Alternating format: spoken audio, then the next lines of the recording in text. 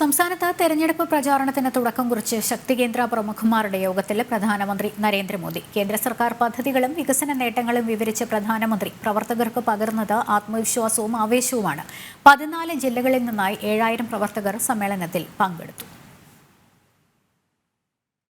നമസ്കാരം എന്റെ പ്രിയപ്പെട്ട സഹപ്രവർത്തകരെ, നിങ്ങളാണ് പാർട്ടിയുടെ ജീവനാഡി എന്ന് മലയാളത്തിൽ പറഞ്ഞാണ് കൊച്ചി മറൈൻ ഡ്രൈവിൽ തിങ്ങിനിറഞ്ഞ ശക്തികേന്ദ്ര ചുമതലക്കാരുടെ സമ്മേളനത്തെ പ്രധാനമന്ത്രി നരേന്ദ്രമോദി അഭിസംബോധന ചെയ്യാൻ ആരംഭിച്ചത്. കേന്ദ്ര സർക്കാരിന്റെ വികസന നേട്ടങ്ങളും പദ്ധതികളും വിവരിച്ച പ്രധാനമന്ത്രി ശരിയായ വികസന കാഴ്ചപ്പാട് BJPക്ക് മാത്രമാണെന്നും പറഞ്ഞു. ദരിദ്രരുടെ ക്ഷേമമാണ് ഈ സർക്കാരിന്റെ ആത്യന്തിക ലക്ഷ്യം. 9 വർഷം കൊണ്ട് 25 കോടി ജനങ്ങൾ ദാരിദ്ര്യത്തിൽ നിന്ന് മുക്തരായി नरेंद्र പറഞ്ഞു.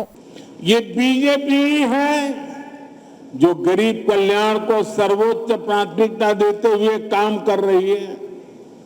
हमने गरीबों को मुफ्त राशन देने वाली योजना शुरू की और अब इसे 5 साल के लिए आगे बढ़ाया है.